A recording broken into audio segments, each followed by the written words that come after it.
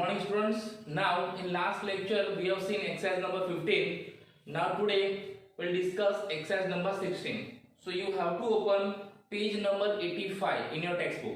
On page number 85 this exercise is given, that is 16. Now first of all we'll read the example. सबसे पहले हम example read करेंगे जैसे हम करते हैं. ओके तो आपको भी मेरे साथ एग्जाम्पल रीड करना है और आपकी टेक्स्ट बुक आपके पास होनी चाहिए. Okay so now Neela and Sheela are partners of partnership firm sharing profit and loss in capital proportion. इसके अंडरलाइन कीजिए, they are sharing their profit and loss in capital proportion. अब इसका मतलब क्या है, तो इसके पहले भी एक एग्जाम्पल में ऐसा आया था. तो आपको कैपिटल प्रपोर्शन में प्रॉफिट एंड लॉस शेयर करना है. तो उनका कैपिटल कितना दिया आपको देखो. सो कैपिटल का बैलेंस क्रेडिट होता है. तो फर्स्ट टू एंट्रीज है उसमें लिखा आपको क्या दिया है, Neela's capital and drawing and Sheela's capital and drawing. तो कैपिटल का बैलेंस कैसा होता है, क्रेडिट. तो कितना है, कितना आपका है, तो 1,50,000. तो ऐसा हो गया 1,50,000. तो मैं इसमें ऐसा लिख सकता हूं 10:5. अब मैं इसको और 2 से डिवाइड कर सकता हूं. हाँ तो क्या आएगा 2:1, बराबर ना, 2:1. तो वो अपना प्रॉफिट एंड लॉस कौन से रेशियो में शेयर करेंगे, 2:1. कौन से रेशियो में, 2:1. तो इस तरह से आपको जब एग्जाम में ऐसा बोला हो कि they are sharing their profit and loss in their capital proportion, तो आपको जो कैपिटल दी होगी ट्रायल बैलेंस में से उसके ऊपर से आपको ऐसे प्रपोर्शन फाइंड करना है और इस प्रपोर्शन में आपको प्रॉफिट एंड लॉस शेयर करना है. क्लियर. तो इसलिए मैं आपको कई बार बोलता हूं सबसे पहले आपको स्टार्टिंग में जो इंफॉर्मेशन दी है हमको वो पढ़नी है बिफोर ट्रायल बैलेंस, है ना, क्योंकि उसमें सम इंपोर्टेंट इंफॉर्मेशन हमको दी रहती है. Clear?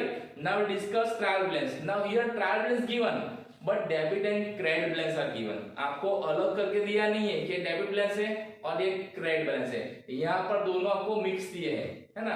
तो आपको पता होना चाहिए कि किस अकाउंट का डेबिट बैलेंस होता है और किस अकाउंट का क्रेडिट बैलेंस होता है, बराबर. तो मैं यहाँ पर आपको पहले एक्सप्लेन कर देता हूँ कि कौन सा डेबिट बैलेंस है और किसका क्रेडिट बैलेंस है, बराबर. तो सबसे पहले नीलास कैपिटल एंड ड्राइंग, जो क्रेडिट बैलेंस है ना वो कैपिटल का है और जो डेबिट बैलेंस वो किसका है, ड्राइंग का है, बराबर, याद रखना. उसके बाद सप्लायर्स एंड कस्टमर्स. अब सप्लायर्स है ना क्या, तो उसको हम क्रेडिटर्स बोलते हैं, है ना. क्रेडिटर्स को हम और क्या बोल सकते हैं, सप्लायर्स, बराबर. और क्या बोलते हैं, पेएबल्स. तो क्रेडिटर्स आपको इन 3 वे में दिए होंगे, क्रेडिटर्स बोला होगा, सप्लायर्स बोला हो या पेएबल्स बोला हो, तीनों एक ही है, बराबर. और आपको दिया है कस्टमर्स. कस्टमर्स है ना क्या, डेटर्स. तो आपको डेटर्स भी बोल सकते हैं, कस्टमर्स भी बोल सकते हैं और रिसीवेबल्स भी बोल सकते हैं, बराबर. तो आपको देखना है एग्जाम में आपको क्या दिया है, बराबर.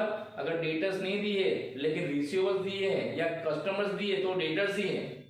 ओके. अब डेटर्स का बैलेंस कैसा होता है, डेबिट, और क्रेडिटर्स का बैलेंस कैसा होता है, क्रेडिट. तो यहाँ पे जो डेबिट बैलेंस है ना 90,000 वो कस्टमर्स का है यानी डेटर्स का है, और जो 60,000 ना वो सप्लायर्स का है यानी क्रेडिटर्स का है. अब हमको पता है डेटर्स कहाँ लिखते हैं और क्रेडिटर्स कहाँ लिखते हैं. इसके बाद हमको दिया गुड्स रिटर्न. अब गुड्स रिटर्न है क्या, purchase return and sales return. तो डेबिट बैलेंस है ना वो आपका सेल्स रिटर्न है और जो क्रेडिट बैलेंस है ना वो आपका परचेज रिटर्न है. तो सेल्स रिटर्न कितना है 2,000 और परचेज रिटर्न कितना है 3,000. अगर आपको लिखना है पेंसिल तो लिख दीजिए, बराबर. गुड्स रिटर्न है क्या, परचेज रिटर्न, सेल्स रिटर्न. उसके बाद आपको बिल्स. अब बिल्स 2 बिल होते हैं, bills receivables and bills payable. अब जो बिल्स रिसीवेबल्स है उसकी डेबिट बैलेंस होती है और जो बिल्स पेएबल है उसका क्रेडिट बैलेंस होता है. तो आपको जो डेबिट कॉलम में अमाउंट दिया है ना, how many 15,000, that is your bills receivable, उसको हम लिखते हैं असेट साइड. और जो क्रेडिट बैलेंस है 20,800, that is your bills payable और उसको हम लिखते हैं बैलेंस शीट में liability side. Then cash and bank. अब कैश एंड बैंक एक साथ में दिया हो और दोनों कॉलम में अमाउंट हो तो डेबिट बैलेंस है ना वो कैश का होता है, क्योंकि कैश का ऑलवेज डेबिट बैलेंस होता है. और बैंक का क्या होता है, डेबिट एंड क्रेडिट बोथ. तो यहाँ पर बैंक का क्रेडिट बैलेंस है. अब बैंक का क्रेडिट बैलेंस है ना क्या, बैंक ओवरड्राफ्ट. बैंक का क्रेडिट बैलेंस है ना क्या, बैंक ओवरड्राफ्ट. तो बैंक ओवरड्राफ्ट कहाँ लिखते हैं हम, बैलेंस शीट में लायबिलिटी साइड. और कैश बैलेंस कहाँ लिखेंगे हम, बैलेंस शीट में असेट साइड. उसके बाद दिया आपको बैड डेब्ट्स एंड बैड डेब्ट रिजर्व. तो बैड डेब्ट्स का बैलेंस ऑलवेज कैसा होता है, डेबिट, क्योंकि हमारा एक्सपेंस है।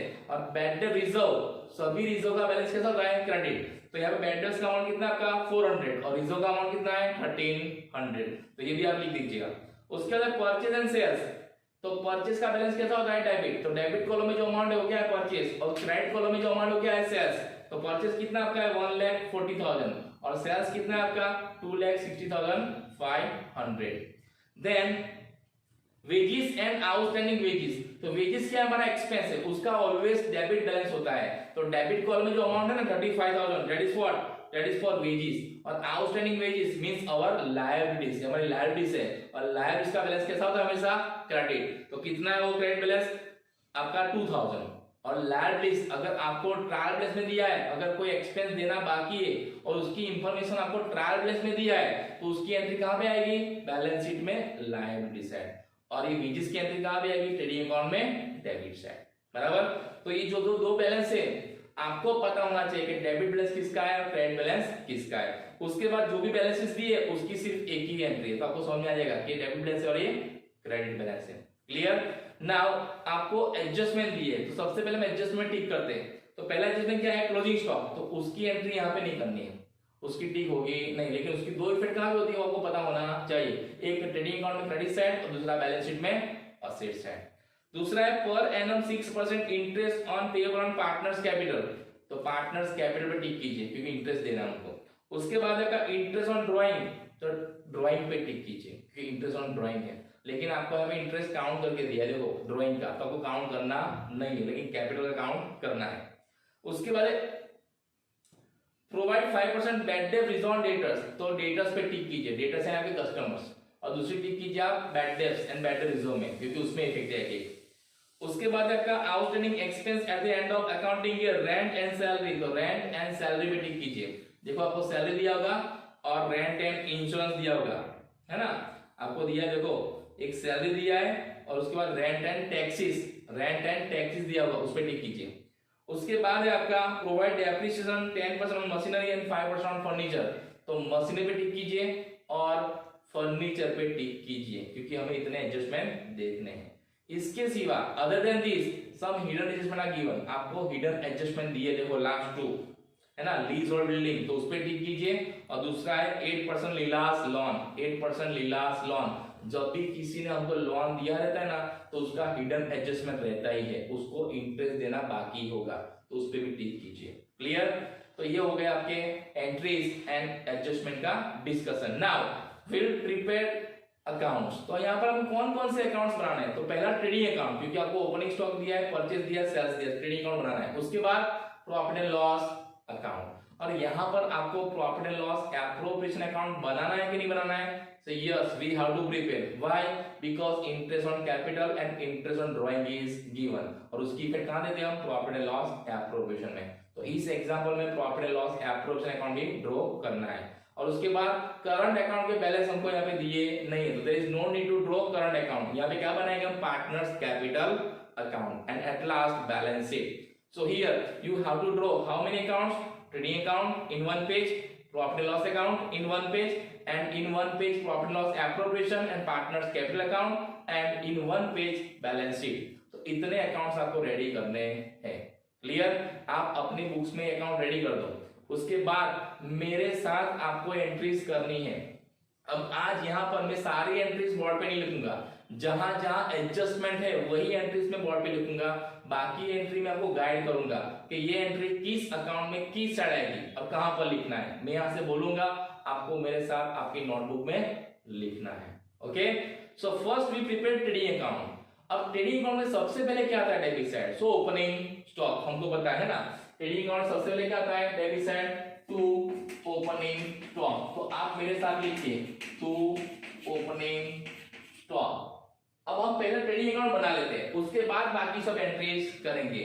तो ट्रेडिंग अकाउंट में कम एंट्रीज होती है इसलिए बोलता हूं। तो डेबिट बैलेंस में देखो आपको ओपनिंग स्टॉक दिया है कहीं पे, यस आपको ओपनिंग स्टॉक दिया है, देखो आफ्टर फर्नीचर कितना है 46,100, उसमें कभी कोई एडजस्टमेंट नहीं होता है, डायरेक्टली आउटर साइड 46,100।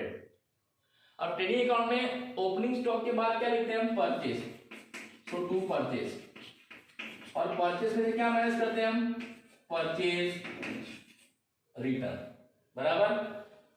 और ट्रेडिंग अकाउंट क्रेडिट साइड का लिखते हैं हम सेल्स, तो आपको सेल्स दिया है यहाँ पे, यस, और उसमें क्या माइनस करते हैं, सेल्स रिटर्न, बराबर।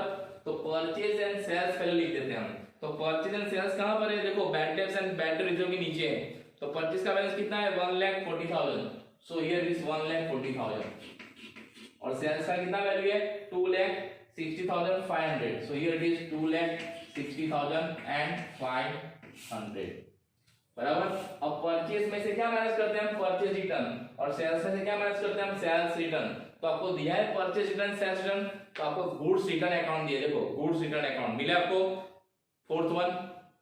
उसमें जो डेबिट बैलेंस है ना वो किसका है, सेल्स रिटर्न, तो आपका सेल्स रिटर्न कितना है, 2,000। और जो क्रेडिट बैलेंस है ना वो आपका परचेज रिटर्न है, तो कितना है वो, 3,000।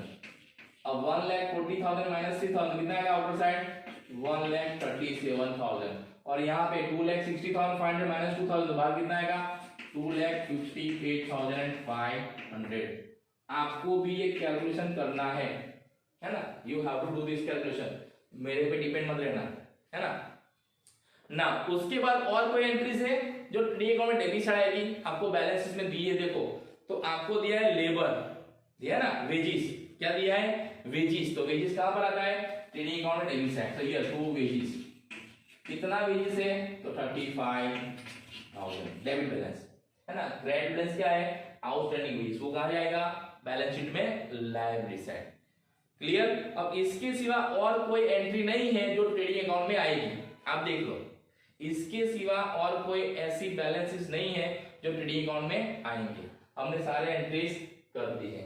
अब लास्ट में क्या करना है, क्लोजिंग स्टॉक का एडजस्टमेंट। हमको पता है क्लोजिंग स्टॉक की इफेक्ट कहां पे आती है, अगर क्लोजिंग स्टॉक एडजस्टमेंट दिया है तो ट्रेडिंग अकाउंट में क्रेडिट साइड, तो यहां पे लिखना है बाय क्लोजिंग स्टॉक। अब क्लोजिंग स्टॉक में एडजस्टमेंट क्या है, देखो आप फर्स्ट नंबर में कि closing stock ₹1,10,000 and having market value 20% more than book value. अब जब आपको ऐसा बोला मोर देन बुक वैल्यू, तो आपको काउंट करने जाना नहीं है। अगर आप काउंट करोगे तो भी क्या होगा, हमें कौन सी वैल्यू लेनी है, विच एवर इज लेस, तो 1,10,000 लेस आएगा ना, अगर आप 20% बढ़ा के उसमें ऐड करके करोगे, बराबर। तो इस केस में जब आपको ऐसा बोला हो कि क्लोजिंग स्टॉक की मार्केट वैल्यू ज्यादा है, उस समय आपको जो वैल्यू दी है ना वही आपको लेना है एज अ क्लोजिंग स्टॉक। तो कितना देना है आपको, 1,10,000। एक इफेक्ट मैंने यहाँ पे दी ट्रेडिंग अकाउंट क्रेडिट साइड, इसकी दूसरी इफेक्ट कहां पे देनी है, बैलेंस शीट में असेट साइड। अगर आपने बैलेंस शीट बना दी है तो उसमें आप दे दीजिए दूसरी इफेक्ट, बैलेंस शीट में असेट साइड लास्ट में देना, closing stock 1,10,000। Okay, now here all entries are done, now we have to do what, we have to close trading account and we have to find out gross profit. So here trading account credit side is more than debit side, है ना। यहाँ पर trading account का credit side load debit side से ज्यादा है, तो कितना है ये, जो 2,58,500 प्लस 1,10,000, तो कितना आएगा आपका ये 3,68,500, कितना आएगा 3,68,500। So right down both side 3,68,500। Now here from this total, from 3,68,500 minus these three figure, 46,100, 1,37,000 and 35,000, इसमें से ये तीन फिगर माइनस करो, जो भी आएगा क्या होगा आपका ग्रॉस प्रॉफिट, उसको कहाँ ले जाते हैं हम, तो प्रॉफिट एंड लॉस अकाउंट में। अब ब्रैकेट में क्या लिखना है आपको, ग्रॉस प्रॉफिट। तो माइनस करो कितना आ रहा है आपका ग्रॉस प्रॉफिट। अगर आप इस 3,68,500 में से 35,000, 1,37,000 एंड 46,100 माइनस करोगे तो आपका ग्रॉस प्रॉफिट आएगा 1,50,400। You have to cross verify, आपको वेरीफाई करना है इज इट करेक्ट और not, 1,50,400। Now this gross profit will transfer to profit and loss account credit side, बराबर। तो आपने प्रॉफिट लॉस अकाउंट बना दिया होगा, तो उसमें क्रेडिट साइड सबसे पहले एंट्री दे दो, बाय ट्रेडिंग अकाउंट ब्रैकेट में ग्रॉस प्रॉफिट 1,50,400 आउटर कॉलम में। Okay, now I will prepare what, profit loss account, profit loss appropriation account, partners capital account and balance sheet. आप भी अपनी बुक में draw कर दीजिए। Okay,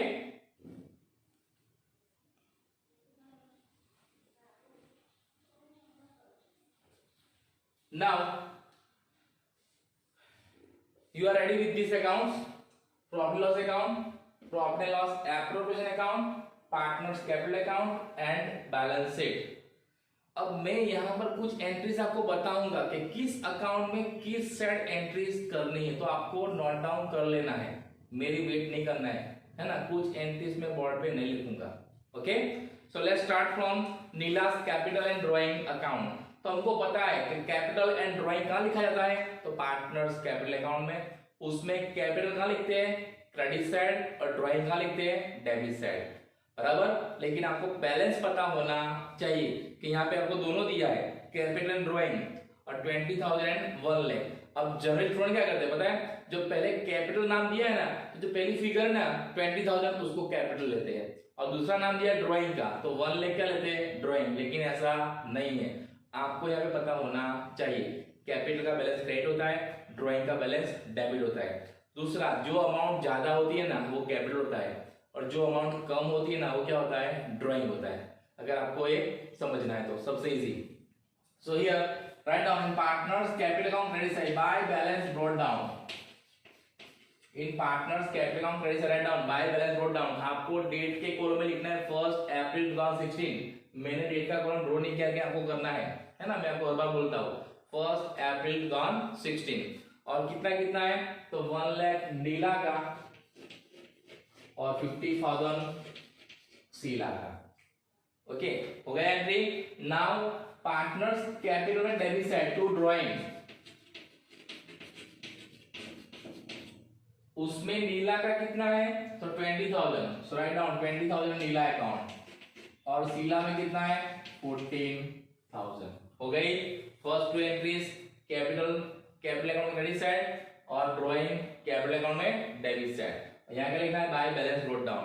okay, now next suppliers and customers. तो suppliers कहाँ लिखते हैं हम, बैलेंस शीट में liability side. So here but before writing anything on capital side leave 4 to 5 lines for what, capital accounts and long term liabilities. So write down here creditors, कितने creditors है।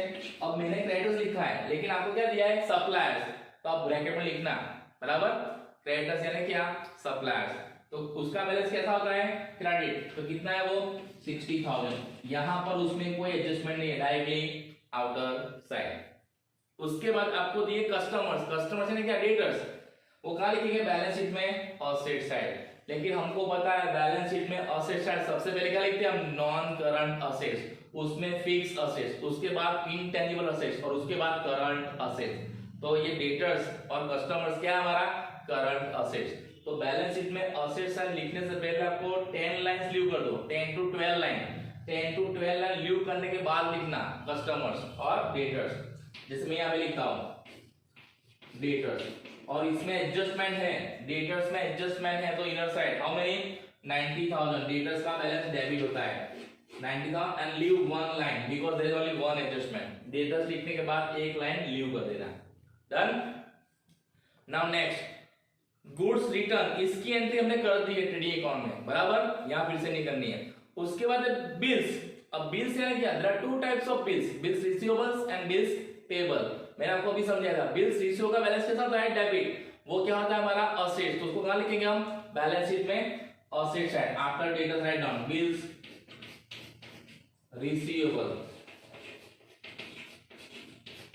उसका balance कैसा होता है, debit. So what is that amount, 15,000। तो लिखो balance sheet में asset side 15,000, bills receivable, और बिल्स पेबल लिखते हम liability side. So write down here in balance sheet capital side after creditors bills payables, और उसकी वैल्यू कितनी है, तो उसका बैलेंस होता है क्रेडिट। सो 20,800 20,800 हो गया।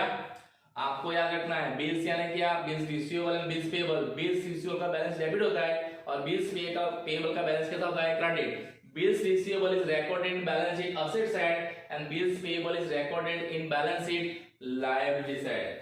ये एंट्रीज तो होती ही है, आपको ये पता होना चाहिए। Next cash and bank. अब कैश का मैंने क्या बताया था, कैश का डेबिट बैलेंस होता है, तो कैश का डेबिट बैलेंस क्या हमारी असेट्स, तो कहां लिखेंगे बैलेंस शीट में असेट्स है, राइट ऑन हियर कैश। कितना वैल्यू है कैश का डेबिट में, सो 1000, सो राइट डाउन आफ्टर साइड 1000, जिसमें कोई एडजस्टमेंट नहीं है। और बैंक का क्रेडिट बैलेंस क्या, बैंक ओवरड्राफ्ट, BOD, आपको पूरा नाम लिखना है बैंक ओवरड्राफ्ट। उसका बैलेंस कितना है, तो क्रेडिट 14000, कितना है 14000। आपको भी अपनी टेक्स्ट बुक में ये अमाउंट देखनी है ना, शायद मुझसे शायद गलती हो जाए, आपकी नहीं होनी चाहिए। ओके, सो बैंक ओवरड्राफ्ट कितना बैलेंस है 14000। समझ में आया, कैश एंड बैंक साथ में दिया हो तो क्या करना है, डेबिट बैलेंस कैश का होता है, क्रेडिट बैलेंस बैंक का होता है। कैश का डेबिट का लिखना है बैलेंस शीट में असेट साइड, और बैंक का क्रेडिट बैलेंस है क्या, बैंक ओवरड्राफ्ट का लिखना है liability side, because it is our liabilities. After that bad debts and bad debt reserve, ये कहां लिखते हैं हम, प्रॉफिट एंड लॉस अकाउंट में debit side. So here in profit loss account debit side, but before writing profit loss account आपने जो gross profit find किया था ना, वो लिख दो आप यहां पे बाय ट्रेडिंग अकाउंट, ब्रैकेट में क्या, ग्रोस प्रॉफिट कितना था 1,50,400, बराबर। Now here to bad debts, पहले क्या लिखना है ट्रायल बैलेंस, फिर BDR एडजस्टमेंट, क्योंकि यहां पर बैड डेट्स एडजस्टमेंट नहीं दिया है इसलिए मैंने डायरेक्ट लिख दिया BDR एडजस्टमेंट। अगर ट्रायल अपना एडजस्टमेंट में बैड डेट्स दिया हो एडजस्टमेंट का, तो यहां पे लगता टू बैड डेट्स एडजस्टमेंट, बराबर। इसके बाद इन दोनों का टोटल करना है, यहां पे एक लाइन लीव करनी है, उसके बाद आपको माइनस करना है BDR ट्रायल बैलेंस, जो आपको ट्रायल बैलेंस में दी है वो। अब यहां पे बैड डेट्स का बैलेंस क्या है डेबिट, तो कितना अमाउंट है 400, तो ये राइट डाउन 400, ये अमाउंट हम फाइंड करेंगे एडजस्टमेंट में, फिर इन दोनों का टोटल करेंगे वो यहां लिखेंगे, और उसमें से BDR ट्रायल बैलेंस जो हमको दिया वो माइनस करेंगे, कितना है 1300, तो राइट डाउन ये 1300, बराबर। अभी इतना लिख दो आप, इतना फॉर्मेट लिख दो, बाद में जब एडजस्टमेंट आएगा तब हम एंट्री करेंगे। इसके बाद है आपका परचेज एंड सेल्स, उसकी एंट्री हमने कर दी है, purchase trading account debit side, sales trading account में credit side. Then wages and outstanding wages, उसमें से वेजेस की एंट्री हमने कर दी trading account debit side, but outstanding wages वो हमारा क्या लायबिलिटीज है, तो क्या लिखेंगे बैलेंस शीट में लायबिलिटी साइड आउटस्टैंडिंग वेजेस, कितना अमाउंट है, सो इट इज 2000, उसका क्रेडिट बैलेंस होता है, बराबर 2000। देन मशीनरी, तो मशीनरी क्या हमारा है असेट्स, कौन सा असेट्स है फिक्स असेट्स, तो बैलेंस शीट में असेट्स है सबसे पहले लिखे आप मशीनरी, है ना, तो यहाँ पे मशीनरी कितना है, मशीनरी का वैल्यू आपको दिया है यहाँ पे, तो 36,500। अब इसके बाद आपको दिया देखो डेप्रिसिएशन ऑन मशीनरी। अब मैंने आपको पहले भी समझाया था, जब किसी असेट्स का डेप्रिसिएशन आपको ट्रायल बैलेंस में दिया हो और आपको एडजस्टमेंट में ऐसा बोला हो कि उसके ऊपर डेप्रिसिएशन काउंट करना है, तो उस केस में जो डेप्रिसिएशन दिया है ट्रायल बैलेंस में वो मशीन की वैल्यू में प्लस करना है, तो यहाँ प्लस करो डेप्रिसिएशन, कौन सा डेप्रिसिएशन जो आपको ट्रायल बैलेंस में दिया है वो, TB यानी क्या ट्रायल बैलेंस, कितना दिया है आपको, सो इट इज 3500, कितना है 3500। अब इन दोनों को प्लस करें कितना आएगा 40,000।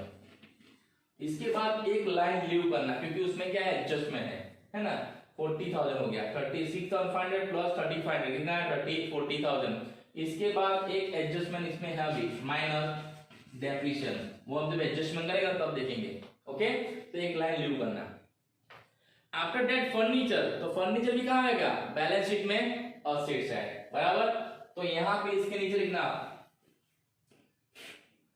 फर्नीचर, ये फर्नीचर भी क्या हमारा फिक्स असेट्स है, कितना वैल्यू है फर्नीचर का 12,000, तो उसको भी इनर कॉलम में लिखना, उसमें भी एडजस्टमेंट है 12,000, और उसके बाद एक लाइन लीव करना, फर्नीचर को भी अंदर रखना इनर कॉलम में 12,000, और उसके बाद एक लाइन लीव करना क्योंकि फर्नीचर में भी एडजस्टमेंट है। उसका ओपनिंग स्टॉक उसकी एंट्री हमने कर दी already, trading account debit side सबसे पहले, बराबर।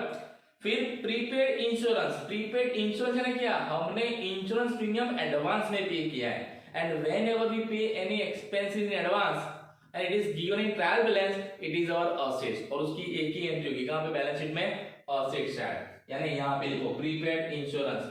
मेरे पास स्पेस नहीं है, लेकिन आप लोग लिख दो यहाँ पे प्रीपेड इंश्योरेंस, और डायरेक्टली आउटर साइड कितना है, उसका वैल्यू 200, तो यहाँ लिखो कैश के नीचे प्रीपेड इंश्योरेंस और बाहर लिखो 200। क्लियर? तो आप जब भी कोई एक्सपेंस एडवांस में पे करते हो और उसकी इंफॉर्मेशन ट्रायल बैलेंस में है, तो उसकी एक ही इफेक्ट आएगी, वो भी बैलेंस शीट में असेट्स है। ओके, नेक्स्ट सैलरी, तो सैलरी कहां लिखते हैं हम, प्रॉफिट लॉस अकाउंट में debit side, so here to salary, लेकिन सैलरी में एडजस्टमेंट है, सो इनर कॉलम में कितना है 23,000, और एक लाइन लीव करना, सैलरी लिखना इनर कॉलम में 23,000 और एक लाइन लीव करना, क्योंकि सैलरी में एडजस्टमेंट है इसलिए। ओके, उसके बाद आपको दिया है इंश्योरेंस प्रीमियम, तो इंश्योरेंस प्रीमियम में कोई एडजस्टमेंट नहीं है, तो इसको लिख दो डायरेक्टली आउटर साइड, यहां पे टू इंश्योरेंस प्रीमियम कितना है 2000, कितना है 2000, directly outer side profit loss account में डेबिट साइड। इसके बाद दिया रेंट एंड टैक्सेस, तो भी कहां आएगा, प्रॉफिट एंड लॉस अकाउंट में डेबिट साइड, लेकिन रेंट एंड टैक्सेस में क्या है, एडजस्टमेंट है, तो आप लिखिए प्रॉफिट एंड लॉस अकाउंट में डेबिट साइड इनर कॉलम में रेंट एंड टैक्सेस। मेरे पास यहाँ पे स्पेस नहीं है, मैं लिखता नहीं हूं, आप लिखो, क्या लिखोगे आप, inner side,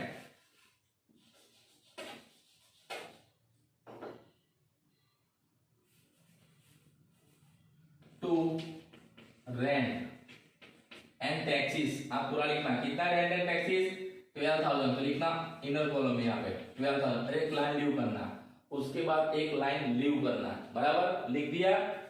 then advertisement expense, तो ये भी आएगा प्रॉफिट एंड लॉस अकाउंट में डेबिट साइड, तो ये रेंट एंड टैक्सेस लिखा ना आपने, उसके नीचे लिखिए एडवर्टाइजमेंट एक्सपेंस और उसकी अमाउंट लिख दीजिए बाहर, क्योंकि उसमें कोई एडजस्टमेंट नहीं है। कितना अमाउंट है 2900, कितना अमाउंट है 2900, एडवर्टाइजमेंट एक्सपेंस 2900, आपको यहां लिखना है रेंट एंड टैक्सेस के नीचे, और एडवर्टाइजमेंट एक्सपेंस कहां लिखा जाता है, प्रॉफिट लॉस अकाउंट में डेबिट साइड। उसके बाद एक गुडविल, तो गुडविल क्या हमारा इंटेंजिबल असेट्स, तो यहां पे लिख दीजिए आप, आपने जो फर्नीचर लिखा है ना, तो फर्नीचर के नीचे लिखिए गुडविल, और उसमें कभी कोई एडजस्टमेंट नहीं होता है, तो उसको सीधा आप बाहर लिख दो डायरेक्टली आउटर साइड। कितना वैल्यू है गुडविल का, तो 72,000, भूलना मत, मैं नहीं लिखता हूं, इसका मतलब ये नहीं कि आपको नहीं लिखना है, आप सीधा लिख दो बाहर गुडविल 72,000, लिख दिया। ओके ना, उसके बाद आपको दिया लीज होल्ड बिल्डिंग, तो ये भी कहां लिखेंगे हम, बैलेंस शीट में असेट साइड, बराबर बैलेंस शीट में असेट साइड। अब ये एंट्रीज आपने कर दी होगी, शायद मैं अब करता हूं बिल रिसीवेबल और कैश वाली, तो यहां पे लिखो आप ये फंड डेटर्स में क्या लिखे ना, उसका लीज होल्ड बिल्डिंग, उसमें एडजस्टमेंट, तो इनर कॉलम में लिखना कितना है 14,000, और उसके बाद एक लाइन लीव करना है ना, lease LHB means what, lease hold building, बराबर, उसमें एडजस्टमेंट दो इनर कॉलम में। और लास्ट में दिया आपको 8% लीलास लॉन। अब लॉन दो तरह का होता है, हमने दिया रहता है, हमने लिया रहता है, तो क्रेडिट बैलेंस है, अगर लॉन का अमाउंट क्रेडिट कॉलम में है तो हमने लॉन लिया है, वी हैव टेकन लॉन, अगर डेबिट में है तो हमने लॉन दिया है, means we have given loan, लेकिन आपको हमेशा लॉन टेकन ही दिया होगा, तो कहां लिखना है आपको, बैलेंस शीट में liability side, here 8% leelas lawn. और जब भी किसी पर्सन को लोन दिया है ना, उस पे हिडन एडजस्टमेंट हमेशा रहेगा, उसको इंटरेस्ट देना बाकी होगा, बराबर। कितना लोन है 30,000, write down 30,000, done. So here we have done all the entries, हमने सारी एंट्रीज कर ली है। Now what is our next step to solve the adjustment. अब एडजस्टमेंट में सबसे पहले एडजस्टमेंट है क्लोजिंग स्टॉक का, तो उसकी एक एंट्री हमने ट्रेडिंग अकाउंट में क्रेडिट साइड कर दी थी, और दूसरी एंट्री मैंने आपको बोला था उसी समय कि बैलेंस शीट में ऑफसेट साइड आपको लिखना है, यहाँ लास्ट में, अगर आपने नहीं लिखा तो लिख दो फिर से, ये क्लोजिंग स्टॉक, और वैल्यू कितना लिखा आपको 1,10,000, अगर नहीं दिया है तो दोबारा मत देना, अगर पहले दे दिया है तो, ओके। Closing stock 1,10,000, clear? तो क्लोजिंग स्टॉक की दो इफेक्ट क्या होती है, एक ट्रेडिंग अकाउंट में क्रेडिट साइड और दूसरा बैलेंस शीट में एसेट साइड। और कौन सी वैल्यू लेने में, विच एवर इज लेस, जो कम वैल्यू होती है वो। आपको यहाँ पर बोला है 20% मोर वैल्यू है, लेकिन हमें करने जाना नहीं है। अगर हम गिनेंगे और उसको ऐड करेंगे तो क्लोजिंग स्टॉक की वैल्यू इंक्रीज होने वाली है, लेकिन हमें कौन सी वैल्यू लेनी है, विच एवर इज लेस, तो काउंट करना नहीं है। बराबर? इसके बाद per annum 6% interest is payable on partners capital. तो पार्टनर्स कैपिटल के ऊपर आप 6% इंटरेस्ट काउंट कीजिए। कितना वैल्यू उनका, 1,50,000। तो 1 लाख का 6% एंड 50,000 का 6% कितना होगा, तो 1 लाख का 6% होगा 6,000 और 50,000 का 6% होगा 3,000। अब इंटरेस्ट ऑन कैपिटल की दो इफेक्ट क्या होगी, तो एक इफेक्ट आएगी आपकी प्रॉफिट एंड लॉस एप्रोप्रिएशन है debit side, here to interest on capital. अब profit and loss appropriation account में कोई भी एंट्री करने से पहले दोनों साइड एक एक लाइन लीव करना, क्योंकि प्रॉफिट एंड लॉस अकाउंट से नेट प्रॉफिट और नेट लॉस जो भी आएगा वो कहां लिखेंगे हम, प्रॉफिट एंड लॉस एप्रोप्रिएशन में। That's why leave one line both side. मेरे पास स्पेस नहीं है, मैं नहीं करता हूं, बराबर? आप लोग छोड़ देना। अब कितना कितना आया, तो नीला का हमने काउंट किया और सीला का भी काउंट किया, तो कितना आया 6,000 एंड 3,000, टोटल कितना हुआ 9,000। हो गया दो है, एक एंट्री। दूसरी एंट्री कहां पे आएगी, इंटरेस्ट ऑन कैपिटल की पार्टनर्स कैपिटल अकाउंट में credit side, write down here bye interest on capital, कितना 6,000 एंड 3,000। हो गई दो एंट्री। अब आपको ये पता होना चाहिए इंटरेस्ट ऑन कैपिटल की दो एंट्री कहां होती है, एक profit and loss appropriation debit side, दूसरा पार्टनर्स कैपिटल में credit side. Interest on capital is income for partners and expense for the firm. याद रखना, ये एमसीक्यू में है ना, आपको याद रखना है कि interest on capital is what, it is income for partners and it is expense for the firm. Now next is what, interest on drawing. अब इंटरेस्ट ऑन ड्राइंग आपको ऑलरेडी दे दिया है, तो आपको काउंट करना नहीं है, आपको जो वैल्यू दी है ना वही लिख देनी है। अब इंटरेस्ट ऑन ड्राइंग की दो एंट्री क्या होती है, सो एक एंट्री होगी प्रॉफिट एंड लॉस एप्रोप्रिएशन और क्रेडिट साइड, तो यहां पे बाय इंटरेस्ट ऑन ड्राइंग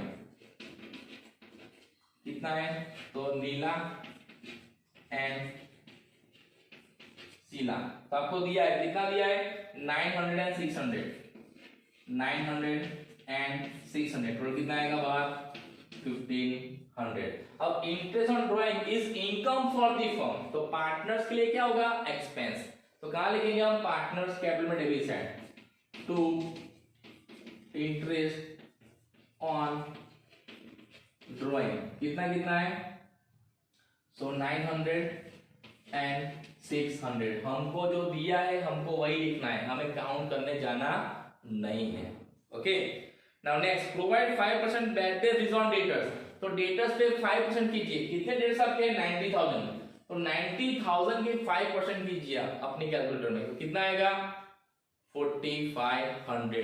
तो ये क्या हमारा बैड डेट्स रिजर्व, तो डेटर्स से माइनस कीजिए DDR, आपने स्पेस छोड़ा है डेटर्स के बाद, है ना, एक लाइन छोड़ा है ना, उसमें लिखो minus bad debt reserve 5% bracket में, तो 90,000 का 5 कितना है 4,500। अब 90,000 से 4,500 माइनस कीजिए, तो कितना आएगा आपका 85,500, कितना आएगा 85,500। अब इसकी दूसरी इफेक्ट कहां देनी है आपको, तो प्रॉफिट एंड लॉस अकाउंट में डेबिट साइड यहाँ पे 4,500, बराबर। अब इनको प्लस करना है, तो कितना आएगा 4,900, कितना आएगा 4,900।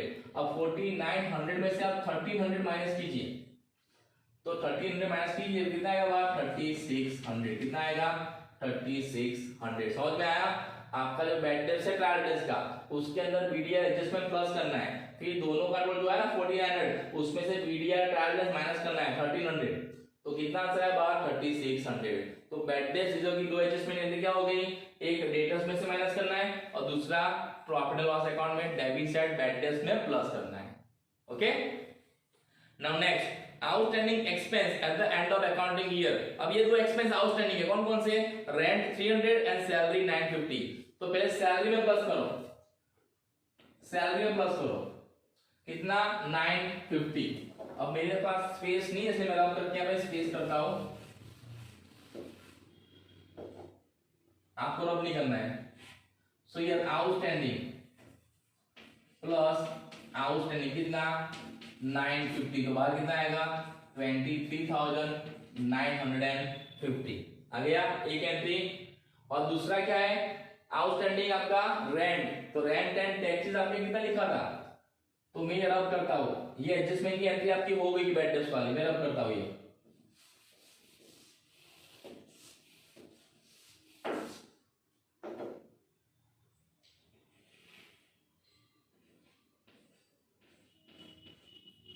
सो रेंट एंड टैक्सेस आपने लिखा होगा 12,000 लिखा है ना, उसमें प्लस करो आउटस्टैंडिंग कितना है? 300। तो बाहर कितना आएगा? 12,300 हो गया। दो एंट्री, एक रेंट में प्लस किया, दूसरा सैलरी में प्लस किया। इसकी दूसरी एंट्री कहां पे आएगी? तो बैलेंस शीट में लायबिलिटी साइड यहां पर। तो मैं रब कर रहा हूं,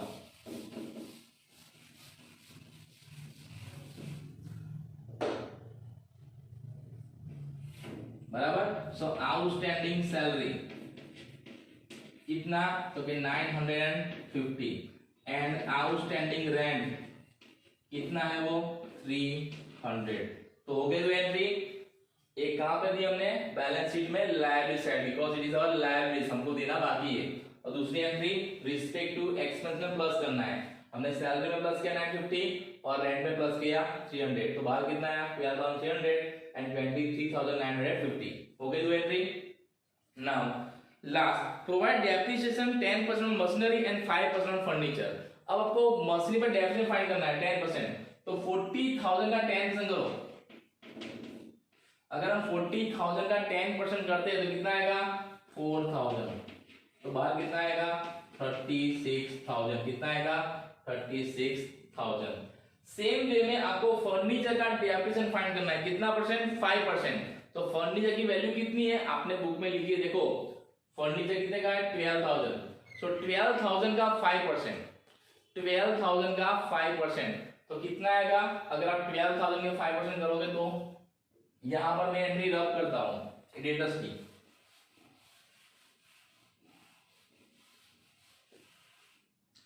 तो 12,000 का 5% आपको करना है। सो माइनस डेप्रिसिएशन 5%, तो कितना आएगा? 600। कितना आएगा? 600। 12,000 का 5% कितना आएगा? 600। तो बाहर कितना आएगा? 11,400। यानी कि अब हमारी फर्नीचर की वैल्यू कितनी हो गई है? 11,400, क्योंकि डेप्रिसिएशन कितना हुआ है? 600। और मशीन की वैल्यू कितनी हो गई है? 36,000। कितना डेप्रिसिएशन है? 4,000। इन दोनों की दूसरी इफेक्ट कहां पे होगी? तो प्रॉफिट एंड लॉस अकाउंट में डेबिट साइड, यानी कि यहां पे है ना डेप्रिसिएशन। क्या लिखना है आपको? डेप्रिसिएशन। पहले क्या आएगा? मशीनरी और फिर फर्नीचर। मशीनरी कितना है? 4,000 और फर्नीचर कितना है? 600। तो बाहर कितना आएगा? 4,600। समझ में आया? मशीनरी का डेप्रिसिएशन 4,000, फर्नीचर का डेप्रिसिएशन 600, दोनों का टोटल कितना? 4,600। ओके, तो एक एंट्री क्या की हमने? यहां से माइनस की असेट्स में से, और दूसरी एंट्री कहां पे दी हमने? प्रॉफिट लॉस अकाउंट में डेबिट साइड। आपको ये सारी एंट्रीज मेरे साथ करनी है, बाद में देखोगे तो समझ में नहीं आएगा। Okay done. सो हमने सारे एडजस्टमेंट देख लिए जो हमको दिए थे, है ना, after trial balance. Now hidden adjustment. So hidden adjustment सबसे पहले क्या है? 8% लीलाज लोन। तो लीला ने हमको लोन दिया था, लेकिन कौन सी डेट पे दिया था? देखो आपको ब्रैकेट में डेट दिया है 1 नवंबर। अगर 1 नवंबर को हमने लीला से लोन लिया है तो लीला को हमको कितने मंथ का इंटरेस्ट देना है? So from November to 31 March. तो नवंबर, दिसंबर, जनवरी, फरवरी and March. So we have to give 5 month interest to Leela on her loan. So कितने का लोन लिया था आपने? तो 30,000। तो 30,000 इंटू 8/100 इंटू 5/12 बराबर। ये 30,000 क्या है, लोन की अमाउंट, 8% क्या है, रेट ऑफ इंटरेस्ट, और 5/12 क्या है, हमने 5 मंथ के लिए लोन दिया है ना। अभी हमको इस साल में 5 मंथ का इंटरेस्ट देना है। अगर आप ये कैलकुलेट करोगे तो इसका आंसर आएगा आपका 1000, कितना आएगा, 1000 बराबर। ये नॉट लिखना। तो उसकी दो एंट्री क्या होती है, एक होती है बैलेंस शीट में liability side, outstanding interest on loan, कितना, 1000। एक एंट्री आपको करनी है outstanding interest on loan balance sheet में लायबिलिटी साइड, कितना, 1000। और दूसरी एंट्री कहां पे होगी आपकी, तो दूसरी एंट्री होगी आपकी यहां पे प्रॉफिट एंड लॉस अकाउंट में debit side to outstanding interest on loan. क्या लिखा है, आप लिखिए, to outstanding interest on loan, how many, 1000 बराबर। To outstanding interest on loan 1000, O/S means what, outstanding, यानी देना बाकी है। हो गई दो एंट्री। तो जब भी हमने किसी से लोन लिया है और उसको इंटरेस्ट नहीं दिया है तो उसकी दो एंट्री क्या करनी है, एक प्रॉफिट एंड लॉस अकाउंट में डेबिट साइड और दूसरा बैलेंस शीट में liability side. Okay, now last adjustment that is lease hold building. अब यहां पर लीज होल्ड बिल्डिंग है, जो लीज होल्ड बिल्डिंग है उसमें क्या एडजस्टमेंट आपका, तो अब तक क्या दिया था मैंने, अब तक मैंने आपको क्या समझा था लीज होल्ड बिल्डिंग में, कि ब्रैकेट में जितने साल के लिए है उतने साल को उस अमाउंट से डिवाइड करना है और उसके बाद जो आंसर आता है उसको उस वैल्यू से माइनस कर देना है बैलेंस शीट में असेट साइड, और दूसरी एंट्री देनी है हमको प्रॉफिट लॉस अकाउंट में डेबिट साइड। बट हियर आपको देखो कौन सा डेट दिया है, आपको डेट दिया है 1 अक्टूबर 2014। हमने ये बिल्डिंग लीज पे कब रखी थी, 1 अक्टूबर 2014, लेकिन ये कौन सा चार्ज कर रहा है, it is what 1 April 16 to 31 March 17, यानी ये बिल्डिंग हमने 2 साल पहले ली थी बराबर। तो यहां पर हम उसको 5 ईयर से डिवाइड कर सकते नहीं है। तो आपको सबसे पहले ये फाइंड करना है कि आपको जो वैल्यू दी है वो कितने साल की है, क्योंकि ये 5 इयर्स की नहीं है बराबर। तो कितने साल की है तो आपको फाइंड करना है। तो कौन सा ईयर का, 1 अक्टूबर 14, तो खत्म का होगा ईयर 31 मार्च 15, है ना। फिर दूसरा साल कब चालू होगा, 1 अप्रैल 15 टू 31 मार्च 16, ये आपका दूसरा साल। अभी हमारा ये करंट ईयर चल रहा है 1 अप्रैल 16 टू 31 मार्च 17, अभी हमारा ये ईयर चल रहा है। हमको on this date on 1 April 16 का वैल्यू दिया हुआ है, लेकिन इससे पहले हमने लिस्ट पे रखा था। तो इस साल में कितने मंथ के लिए यूज किया हमने बिल्डिंग को, 6 मंथ। 14-15 में कितने मंथ के लिए यूज किया बिल्डिंग को, 6 month. How, so from 1 October to 31 March, आप अक्टूबर से लेके 31 मार्च तक के मंथ काउंट कीजिए, अक्टूबर नवंबर दिसंबर जनवरी फरवरी मार्च, यानी इस साल में हमने 14-15 में हाफ ईयर यूज किया, आधा साल।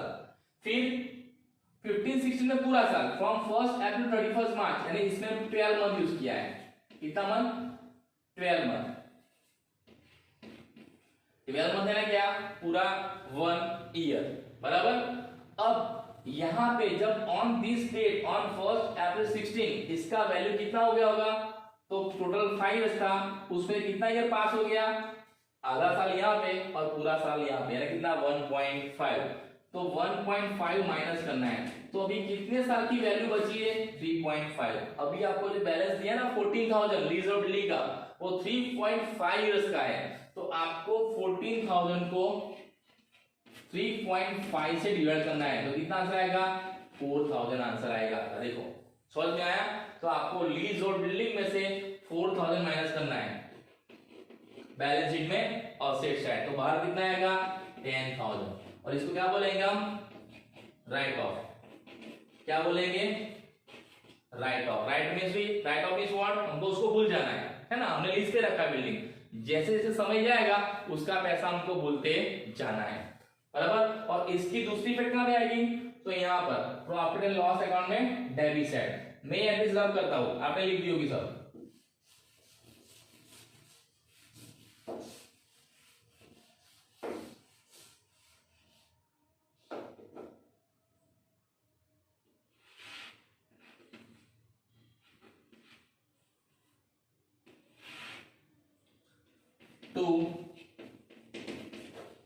Right off leasehold building कितना 4000। समझ में आया? तो आपको जब ऐसा डेट दिया हो, है ना, जो इस साल का नहीं है, इस साल के पहले साल का है, तो उस समय आपको ऐसे पीरियड काउंट करना है कि भाई कितना साल पास हो चुका है। सो यहाँ पे 1.5 इयर्स पास हो चुका है। कितने साल में से? 5 साल में से। तो कितना साल बचा अभी? 3.5। तो जो वैल्यू दी है ना उसको 3.5 से डिवाइड करना है और उसके बाद जो आंसर आता है वो आपको यहाँ से माइनस करना है। क्लियर? तो ये हो गया आपका लीज होल्ड बिल्डिंग। ये नोट्स आप लिखना तो आपको समझ में आएगा कैसे 3.5 आया है। ये 6 मंथ यानी क्या? Half year. 12 मंथ यानी क्या? Full year. 1.5 ईयर, आधा साल यहाँ पे, पूरा साल यहाँ पे, तो 1.5 आया। 5 साल के लिए बिल्डिंग रखा था, उसमें से 1.5 इयर्स पास हो चुका है, तो कितना बाकी था? 3.5। तो ये वैल्यू 3.5 की, इसलिए मैंने इसको 3.5 से डिवाइड किया है। इसको 5 से डिवाइड करना नहीं है। 5 से कब डिवाइड करना है? अगर आपने इसी साल में रखा होता, इसी साल में आपको कौन सा डेट दिया होता? 1 अप्रैल 2016। तो ओके, तो ये हो गया हमारा adjustment. Now we have done all the adjustment. Now we have to do what? Total. हमको सबसे पहले प्रॉफिट एंड लॉस अकाउंट का प्रॉफिट एंड लॉस फाइंड करना है। तो अगर हम टोटल करेंगे यहां पे, बराबर, तो आप ये नोट लिख दो पहले, मेरा कर रहा हूं।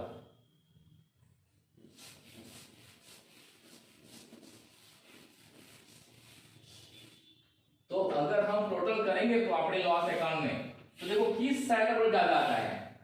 आपने सारी एंट्रीज की है, मैंने कुछ एंट्रीज रब कर दिए। So here profit and loss account credit side is more than debit side, तो दोनों साइड लिख दो 1,50,400 और यहाँ पर भी 1,50,400, क्योंकि आपके प्रॉफिट एंड लॉस अकाउंट में क्रेडिट साइड का टोटल डेबिट साइड से ज्यादा आता है, आपको करना है। अब इसमें क्या करना है? तो ये क्या आएगा? Profit and loss appropriation account. आपको ये जो प्रॉफिट आएगा, नेट प्रॉफिट, उसको कहां ले जाना है आपको? इस नेट प्रॉफिट कहां ले जाएंगे हम? प्रॉफिट एंड लॉस एप्रोप्रिएशन में। तो ये 1,50,400 है ना, उसमें से प्रॉफिट एंड लॉस अकाउंट में डेबिट साइड जितनी भी एंट्रीज हमने की है ना, वो सब माइनस करो और उसके बाद उसका नेट प्रॉफिट फाइंड करो। बराबर? तो आपको क्या करना है यहाँ पे? इसका नेट प्रॉफिट फाइंड करना है। ओके, अगर आपने किया होगा तो आपका कितना आंसर आएगा? आपको करना है, मेरी वेट मत करना, मैं तो लिखने वाला हूं, है ना, लेकिन आपको प्रैक्टिस करना है। ओके, सो आपका नेट प्रॉफिट आएगा यहाँ पर 96,050। कितना आएगा? 96,050। आपको क्रॉस वेरीफाई करना है मेरा आंसर सही है कि गलत। अब इस नेट प्रॉफिट को ट्रांसफर करके profit and loss appropriation account में credit side. So here by profit and loss account, bracket में क्या लिखना है आपको? Net profit. कितना आया? तो 96,050। So here again profit and loss appropriation account credit side is more than debit side. यहाँ पे एक ही एंट्री है ना, तो कितना होगा टोटल इसका? इन दोनों को प्लस करो, 96 और 50 प्लस 1500, तो कितना आएगा? 97,550। कितना आएगा? 97,550। Here also 97,550। अब इसको कहां ले जाएंगे हम? तो पार्टनर्स कैपिटल अकाउंट में, नीला एंड शीला। बराबर? अब इस 97,550 में से 9,000 माइनस करो तो आपको मिलेगा डिविजिबल प्रॉफिट, और इस डिविजिबल प्रॉफिट को हमें पार्टनर्स के अंदर डिस्ट्रीब्यूट करना है उनके प्रॉफिट एंड लॉस रेशियो में। अगर आप माइनस करोगे तो कितना आंसर आएगा? ये आपका 88,550। कितना आएगा? 88,550। अब इस 88,550 को इनके प्रॉफिट एंड लॉस रेशियो में डिस्ट्रीब्यूट करना है, जो हमने शुरुआत में फाइंड किया था, है ना। वो प्रॉफिट लॉस कैपिटल प्रोपोर्शन में शेयर करते हैं, तो मैंने फाइंड करके आपको दिया था। कितना था वो? 2:1। तो इस 88,550 को 2:1 में डिवाइड करो, यानी 88,550 into 2/3, 88,550 into 1/3। तो कितना आंसर आएगा आपका? तो नीला के शेयर में आएगा 59,033 और शीला के शेयर आएगा 29,550। 517। अगर आप आंसर फाइंड करते हो और 0.5 से ऊपर आता है तो उसको प्लस कर देना है, और 0.5 से कम आता है तो उसको इग्नोर करना है, जो आपको पता है, बराबर। अब इसको बोलते हैं डिविजिबल प्रॉफिट। क्या बोलते हैं इसको हम? Divisible profit. इसको कहां ले जाते हैं डिविजिबल प्रॉफिट को? पार्टनर्स कैपिटल अकाउंट में क्रेडिट साइड। तो here by profit and loss appropriation account, और यहां लिखना है फॉर डिविजिबल प्रॉफिट। कितना कितना है? तो 59,033 और 29,517। Now we have to do partners capital account credit side total, क्योंकि पार्टनर्स कैपिटल में always credit side total debit side से ज्यादा आता है। तो कितना आएगा आपको करना है? 1 लाख प्लस 6,000 प्लस 59,033, टोटल तो कितना आएगा? तो ये आपका आएगा 1,65,033, बराबर। और फिर सीला का 50,000 प्लस 3,000 प्लस 29,517, तो इसका टोटल आपका आएगा 82,517। इसको आपको लिखना है दोनों साइड, 1,65,033 एंड 82,517, 82,517 आपको करना है टोटल।